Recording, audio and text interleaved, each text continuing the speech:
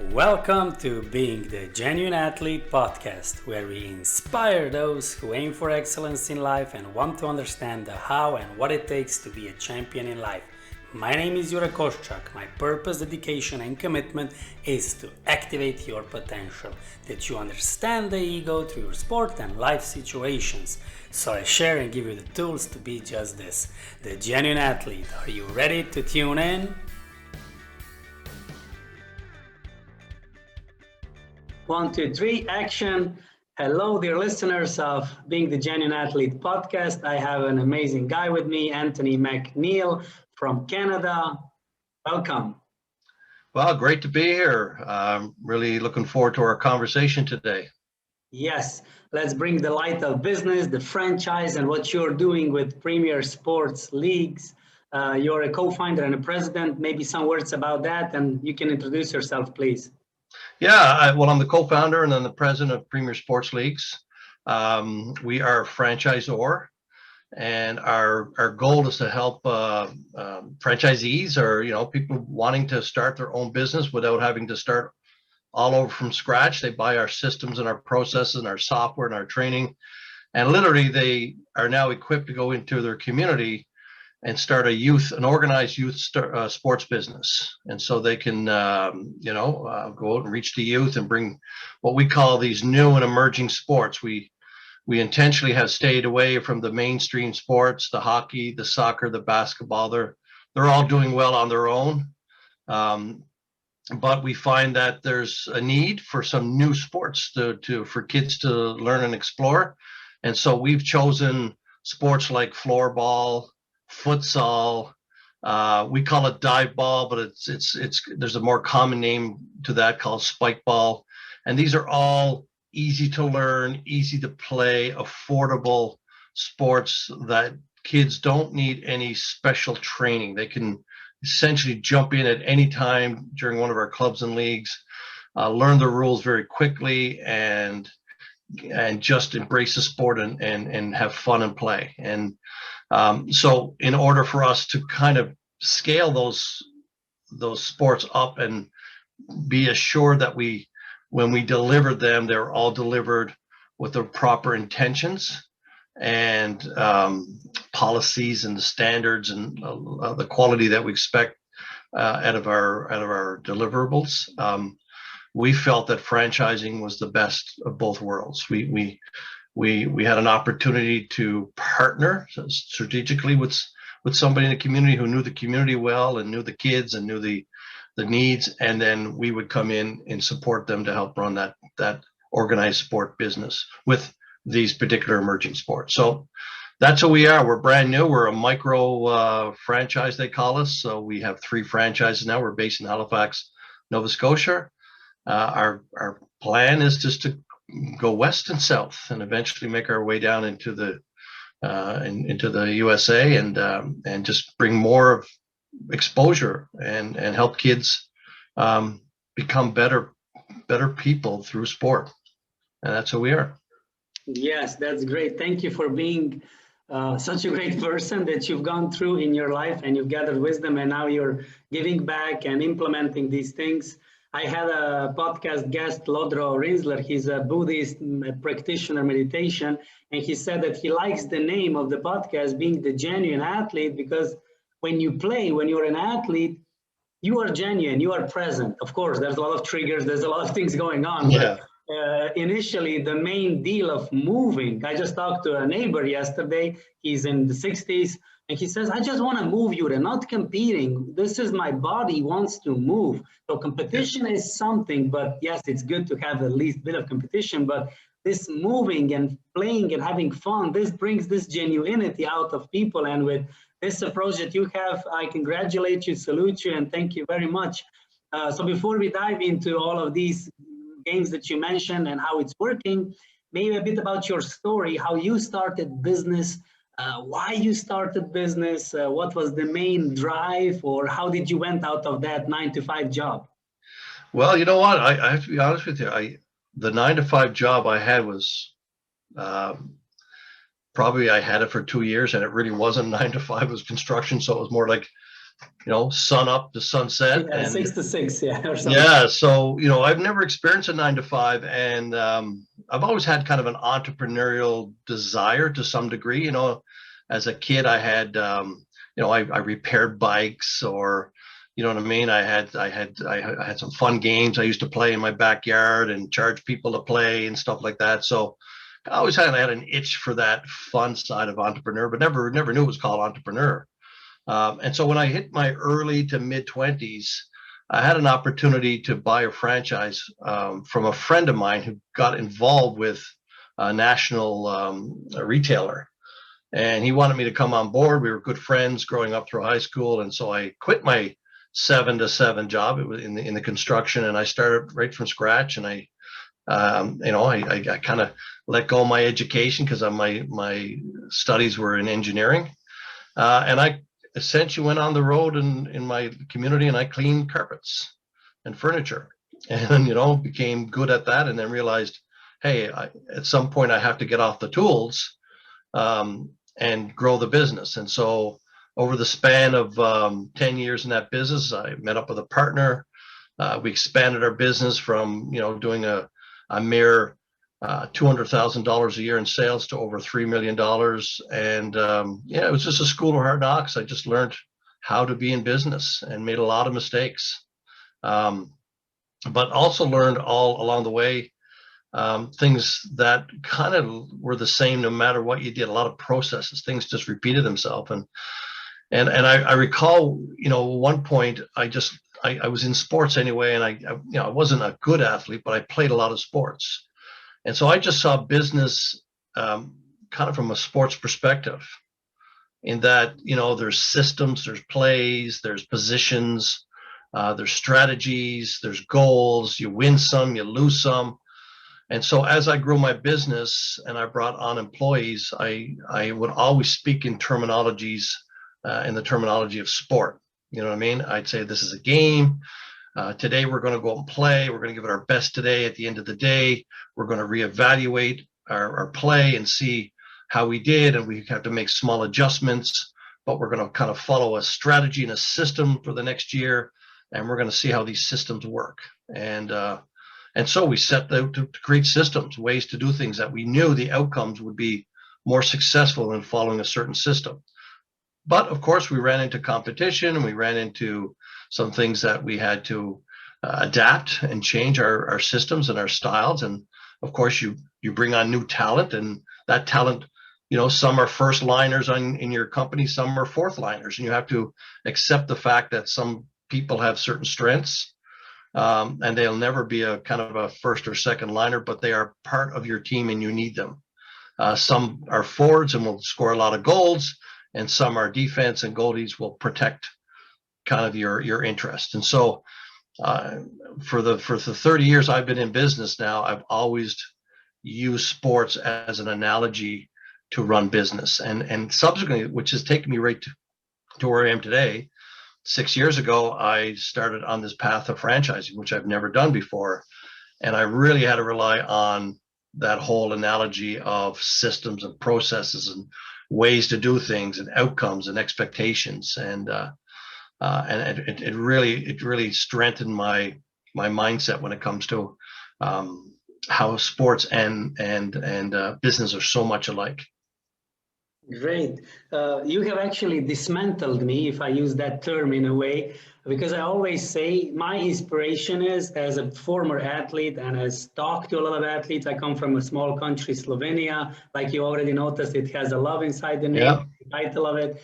A lot of athletes from my country, they are Olympic world champions. We've reached really extreme peaks as well of the heights of mountains. And they all have a story. Some have written a book. And I always say, people love to listen to athletes and not business people. So I need to apologize. There are some business people who we love to listen, especially when you use the sport terminology and you've wrapped it really good into your life. You've implemented it into your business, and that's amazing. And this is what I see, what I feel in life. Everybody should be training like an athlete. Everything, relationship, business, whatever you're doing, food as well. it's like being an athlete. I believe that's so true, because we have Olympics, and Olympics have, like, the history of ages of thousands of years when they were in the Greek times, ancient times. So I believe this is the core way to live by. So very good that you've implemented this in your life. And can you please tell me how you've used, now you just said touch some things, if you can share some more specific things, how you use this athletic approach in your business when the challenges were there, when the going got tough, when you needed to respond like a true prepared athlete and not lose your mind and not be emotional, not be panicking, but how to adapt, how to adjust. How did you use this world then? Well, I think it all starts with your mindset. You have to go in knowing that you're going to have some battles. You have to go into knowing two things. One, the battles within. Okay, what are your own shortcomings that will prevent you from doing things? And a lot of that has to do with believing in yourself and educating yourself and learning new talents. In my case, in business, I read a lot. You know what I mean? I looked at successful people. I read their bios. I looked at similar companies. I even looked outside the companies I were in and found value techniques in those that I could bring into my company that would make me personally a better business person. I see that no different than athletes. I mean, it really boils down to the fact that you really have to embrace this will, this mindset. I don't think the mindset is that you're just going to automatically overcome every obstacle and you're some kind of super being. I think the mindset needs to be that you have to take some risks and you have to push yourself to the next limit. And when I turned 50 and I let go of my fourth business, I'm now in my mid 50s. I should be casting shadows and thinking about retirement. But I felt the need that there was a greater purpose to my next step. And it's the success sometimes is not the what, it's the why. And for me, it was, what's my next journey? And my next journey happened to be into the youth sports, the organized youth sports. And I reffed ice hockey, I played basketball and whatnot. And I just had to feel that I could make a difference in that arena, so to speak. And so then I went and I immersed myself into the research of the industry. And so again, learning about your sport and learning about what works and what doesn't work, and yourself becoming accustomed to accepting things. And so at 50 years old, starting a brand new business, not just a small business like I had before in a local community, but pushing myself now to become a franchisor was something I was really uncomfortable. And so to me, that's a sign of saying to yourself as an athlete, if you're not prepared to push yourself to the next level, then it's nothing wrong with that. If you want to just stay at this plateau and this is what you want to be, there's nothing wrong with that. That's a choice. But for me, I felt that I needed to get myself to the next level. And I think you mentioned the Olympics. I think every athlete just looks at the Olympics and says, how do I take myself to the next level and bring myself to the point of possibly becoming an Olympic athlete?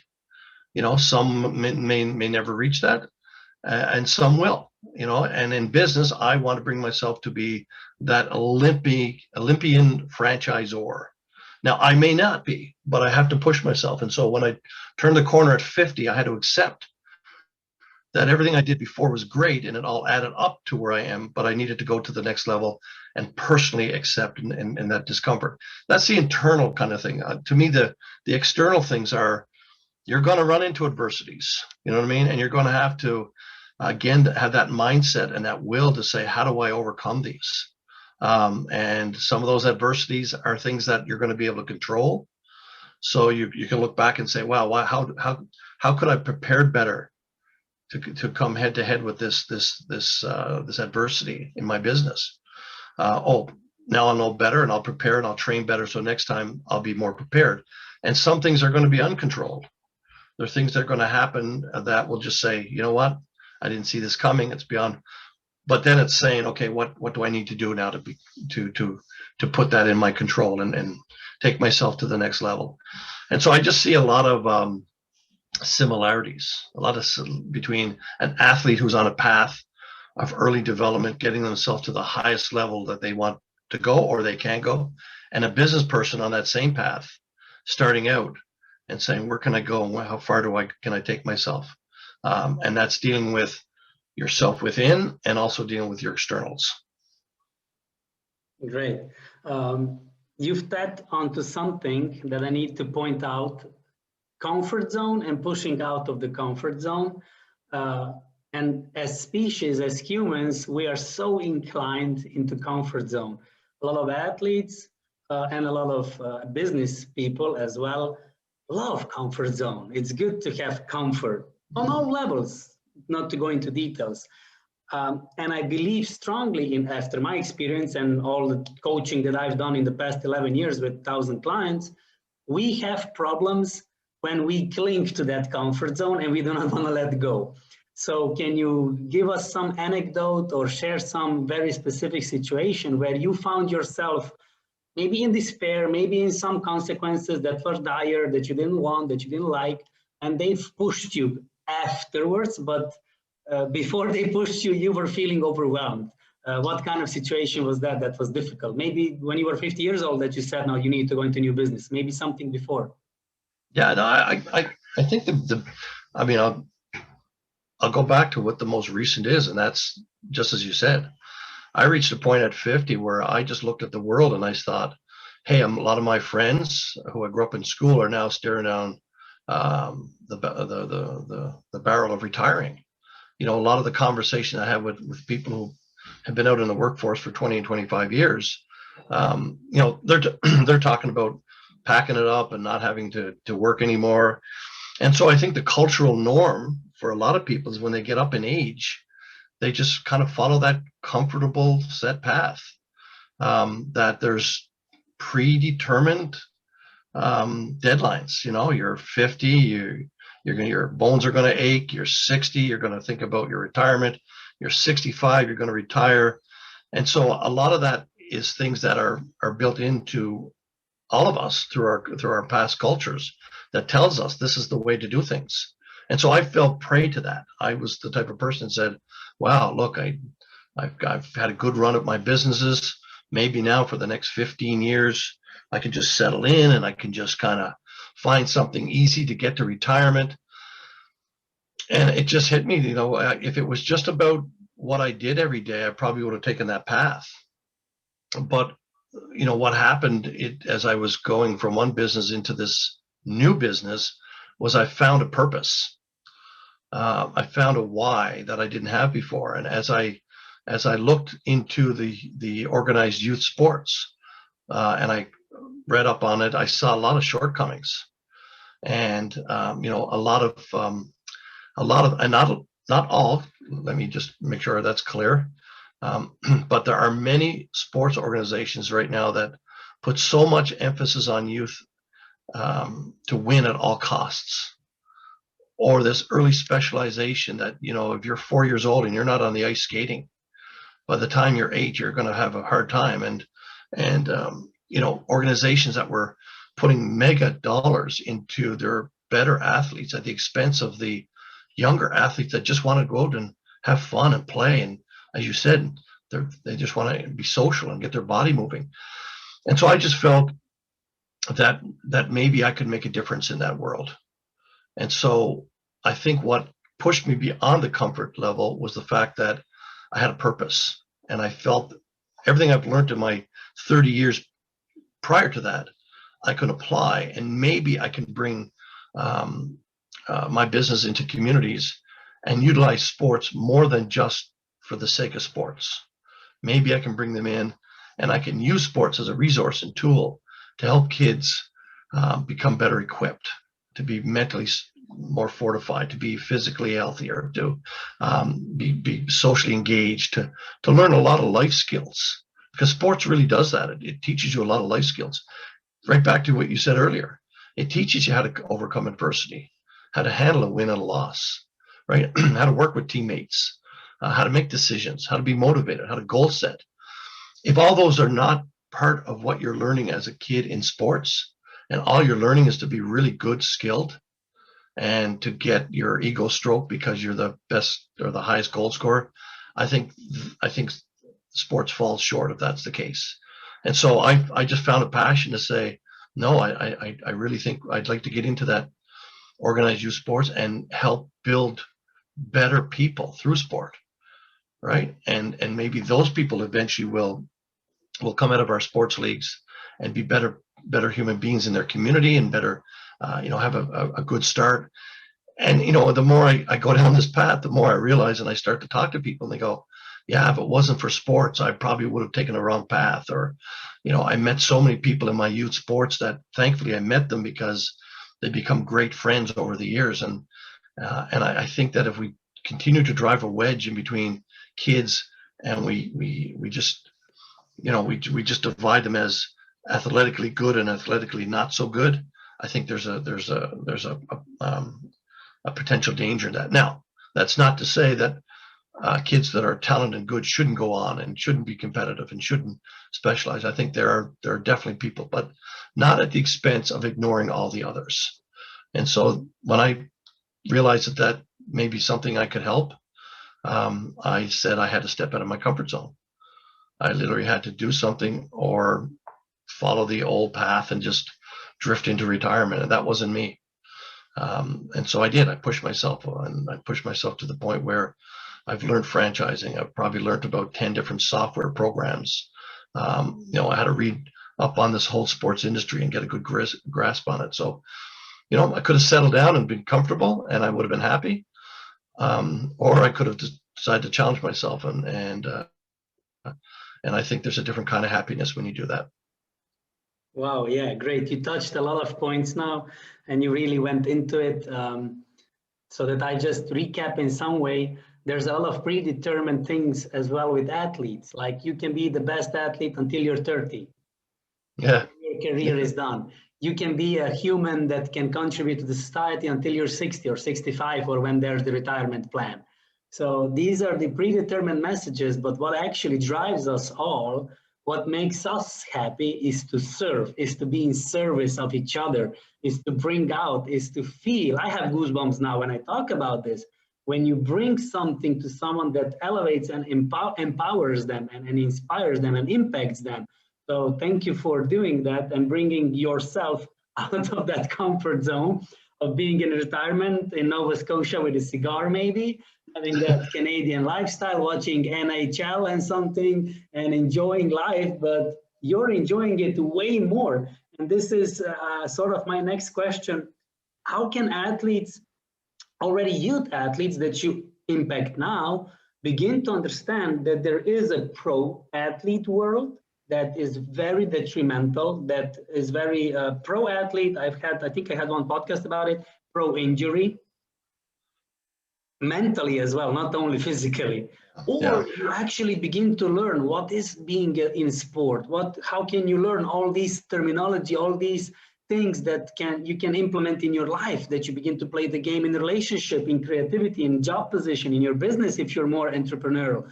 So in that sense, what's your maybe already what you're doing now in the youth sports through that, or how can you give more of this insight and instructions, guidance for athletes that are youth athletes or pro athletes or semi-pro athletes that are being in the sport, but need to learn that there is a way to be a business person as well, that you can already in the middle of the being in an athlete world, begin to be a business person as well. How can you begin to do these sponsorships and those ideas and that ideas, and how can you solve situations, solve problems? What kind of guidance do you have there? Well, that's a powerful question. And I don't profess to have all the answers, but I can speak on what I've seen so far. And I think it's more to do with the journey than the destination. And I think a lot of times people look so far ahead into the future and just measure themselves based on a success that is so far away from themselves at the moment. And so if you're a young athlete and you want to get to the professional levels, there's a lot of time and space in between getting to the professional levels. And I think what's important is that as a young athlete, you need to look at developing the whole athlete. It's not just necessarily the one-dimensional, I have to be really good at soccer, I have to be really technically good at tennis, or I have to be technically good at hockey. I think a young athlete needs to embrace the fact that they need to learn many other skill sets that are going to support their physical skill set. So they need to develop good skills mentally, emotionally, socially. When they get on the playing field, they need to understand it's not all about them. In some cases, it's more to do with the other players and how can I serve my teammates. And in doing so, how does that make me better? And how do I step up in many cases and be that leader that maybe there's not somebody on the team that's, maybe we're having 5 or 6 losses in a row. How do I cope with that? How do I pull the rest of my teammates together if I'm that person, and instill a little bit of confidence and hope, and look at the fact that we're slowly learning. It's not necessarily that we have to win every game, but look how we're improving. And I'm of the belief that the same thing applies with the professional athletes, is that on that journey to the top athleticism, and as you exit even into the world, it's all about building blocks. It's all about building different things in your character, building strengths that you're going to need once you get out. The same athletic strengths that you build to compete are going to be the same strengths you're going to need when you get out into the world, and the world of being an athlete is no longer there. And there's kind of 3 things that I focus on, and I think this applies to both the youth, organized youth, and the athlete that's leaving. I think everybody, first and foremost, needs a community. So they definitely need to feel like they belong to something. And as a professional athlete, a lot of times that's belonging to your community of your sport, or that community might be your team. As a young athlete, that community is the community you play in physically. It might be the community of your team. It might be, again, the sport you play in. I said the second thing I think is that you all need to be on a mission. There has to be a joint kind of feeling that you belong to something that's taking you to a shared goal, and feel part of that. And I think a lot of professional athletes, obviously, when they're striving to win a Stanley Cup, or a Grey Cup in our case in football, or a Super Bowl, they all have to be on that same mission. They all have to understand that they all play a part, and each of the parts, significant or insignificant, in whatever it may be in the public eye, it's an important part. And I think the same thing applies to the young athletes when they get on a team. Their role might be as simple as shutting down an advance on a team. They may never see the limelight because their teammate gets 6 or 7 goals and they get nothing. But they have to understand that they're part of that greater mission. And ultimately, it's their role. What's their identity on the team? And when an athlete leaves their sport and that community is now gone, and their mission is gone, and that role of what they served in, there's a big void there. And I think it's important at that point for an athlete, a professional athlete, is to find that new community, find something that drives them with passion and a mission to bring something to the next level, and find where they fit in there. And so I just feel, personally speaking, I think business is a natural thing for an athlete to move into. They've brought so many skills from being an athlete that I think the transition to business, particularly if it's a business that they can get behind, and they can see that they belong to this new community, whatever that community is. In our case, it might be that they buy into a franchise and they feel like they're part of that franchise community. If the mission is something they believe in and it's strong enough, whatever that mission might be, it might be a charitable organization that once they get out, they identify themselves as being part of this community as a charity, and then they really want to make a difference in that. And then thirdly, they find their role. Okay, what is my role in here? And I think when they find those 3 components, their community, their mission, and their identity/role outside of sport, I think they're going to find out it's very much like when they were in sport, in the sense that they did have all 3 of those when they competed. And that would be my insights if I was saying anything. Yes, thank you very much. Very strong and very on spot what you mentioned regarding that adrenaline rush that all athletes are losing to find, and they lose themselves. A lot of athletes fall into depression. They have a lot, not even pro athletes, semi-pro athletes, or just college athletes, they fall into depression and have mental health issues because they don't know where to get that rush, where to get that drive, that passion. And you mentioned the community, the mission, the role, the purpose on how it goes also. Before we wrap it up, can you please say something more about this youth sport, about the floorball, the futsal that you mentioned, the spike ball? How does it function? Some words about this that we all get the idea how you begin to really go down into USA in a couple of months, years. Yeah. Well, I mean, what we're doing is we're bringing all the infrastructure around organized youth sport. So we're no different than your local baseball or your local community-run soccer organization. Most of those organizations, at least here in Canada, are all volunteer-based. A lot of parents get involved, and they form the executive board, and coaches are typically parents or somebody that played the sport. Challenge there is that there's a lot of turnover, and that there's really it depends on the ebbs and flows. You can have a great leadership organization, or you can have an organization, a community organization that has a personal agenda, and it doesn't serve the athletes as well. And so what we said is we want to privatize that. We want to make that where, through a franchise agreement, the people that go into our communities across North America have a clear understanding of what they need to do. And the highest priority is not themselves. The highest priority is they're there to serve. And so, like every other business, service and quality of products and services has to rule. Our customers really are our kids. And if those kids play our sports and they don't feel like they're serviced, and they feel like the quality is not there and whatnot, then they can leave us, and we're going to feel the effects of that. They leave our business. So we've structured sport, organized sport, like every other business. We have to make sure our products are up to standard, that our coaches are properly trained, and not just trained on the sport. I mean, they need to be trained on how do you teach a 12-year-old? How do you teach an 8-year-old? We have to understand our customers. We need to know what to expect from a 10-year-old child. How are they socially? How are they emotionally? How do we connect with them? How do we become part of their life? And through that, they trust us, and not only just love to come and play the sport, but now feel like they can come and feel safe, and they really enjoy being around the coach. And not put that. And so I guess the whole idea is that we've designed it so that there hopefully in our franchise, as we deliver these sports, there's a consistency in our quality and our standards. The expectation and our deliverables are we're meeting those of the kids who play, and the parents.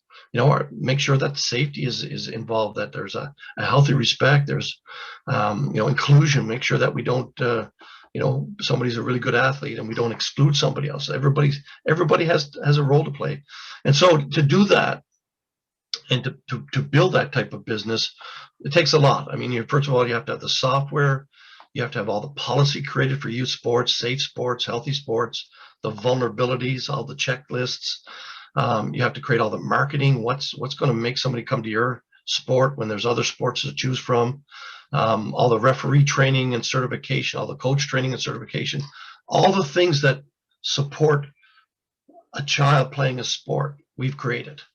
And then we've created so that it's the same no matter what community it's played in, all there to support the child. We chose floorball and we chose futsal and what we call dive ball, but essentially spike ball, because they're new type sports. And we don't bring into our culture any expectations, any toxicity. Like if somebody comes over from a mainstream sport and there's a culture that they were exposed over there, we don't necessarily want them to come in and bring that if we offer the same sport. So it was more prudent for us to start off with unknown sports and let the children come in with no expectations of what the sport is. And now, don't get me wrong, These aren't sports that I've just created in my backyard. Floorball has been around for 40 years. It's in 72 countries. There's World Floorball Championships. Slovakia has a national floorball team, and they're very good. Their U19s, I think, placed fourth. And so futsal, another big sport that's emerging. These sports are internationally, they're big sports, but there's no real professional leagues, so they don't really garner the attention. But they are worthy sports, and they're challenging, and they're fun to play. But most of all, from our perspective, in addition to all those, they're safe, they're affordable. They don't have to have any specialized equipment. And so we want to make it so that our sports are easy to learn, they're easy to play, they're affordable, they're safe. And when the children come and play, they're playing in a pre-created culture and environment that we've structured, and we have our partners, our franchisee, bound to deliver. It sounds a little technical, it sounds a little high when it comes to, but the bottom line is that we need to make sure that when a kid enters or a child enters our sports leagues, they're treated as if they're everything, no matter what skill set. They are, the sports are centric to them. And we make sure everything else that we create around that centers on serving that child, so that we can, when they exit our leagues into their teens, they're going to enjoy a better sports experience and maybe become a better person because of it. Yes, thank you for the answer. To wrap it up, you mentioned throughout our whole conversation purpose and your why. And I'm just going to give you a hint, and I'm pretty sure it's in that direction, but your why and your purpose is to see happy kids, to see content kids, to see them playful, to see them excited, and to get the quality experience for a lifetime, to get those fundamentals. Can you share a bit more on that purpose and how every athlete, because just before you go into that, because there's a lot of young athletes that literally lose their minds. I was one of them as well, because I was so in table tennis competitively oriented. I forgot why I'm actually doing it. So yeah. I'm pretty sure it's in that direction, and please share your light on that. Yeah, you know what I mean? If you don't have a why, then you have a bunch of whats. What I got to do to get to the top? What do I got to do? And they're nice to have. I mean, you have to have some action plans. But if you're not doing something for a greater purpose, it's easy to lose focus on why you're doing something. You get up and you push yourself every day, but you don't have that long-term vision. And so part of what the vision we want to cast is we want to make sure that kids flourish, that when they come into our sport and they leave our sports, whatever period of time, they join us when they're 8 years old and they leave when they're 18, they flourished. They've become better versions of themselves. The sport is almost second to us. Yes, we it's a tool. Absolutely. Yeah. We do want them to be competitive. We do want them to try their best. And, not everybody's going to get a badge. You're going to lose. You're going to struggle. You're going to have good and bad days. A lot of our kids might come from families that are broken, are in the process of breaking. And we might be the only place they feel safe. Right. And so our goal is to create that environment and be a place for them when they come in and they play and they leave, they know that they belong. They feel like they belong. They're told they belong. They compete. They challenge themselves, and they have fun, and they meet people, and they leave hopefully in a better mindset and physically as well. And so, that's the why. Like, that's why our franchisees get up every day, is because they want to make a positive change in a child. And when it's all said and done, the scoreboard, whether it's 10-0 or 5-4, is almost insignificant. It's what they exit out of our leagues being, and we hope that we can create that over and over and over again and scale it in every community, and so that more and more kids will use us so that we can serve them and they can become better human beings and have a good start in life. Yes, and like our conversation went by fast, I had a ton of fun and I got a lot of knowledge as well. Thank you very much for that. So let's have fun, let's play, and I wish you all the best into your youth sports, premier sports leagues, and whatever you're creating so that all flourishes. Thank you. All right. Well, and thank you for reaching out, and thank you for giving me the opportunity to throw my voice out there to your listeners and beyond. And hopefully someday soon we'll be in their community. With pleasure. Thank you for tuning in. Follow me on Being the Genuine Athlete Instagram and Facebook page. Share, like, and comment, and be genuine all the way.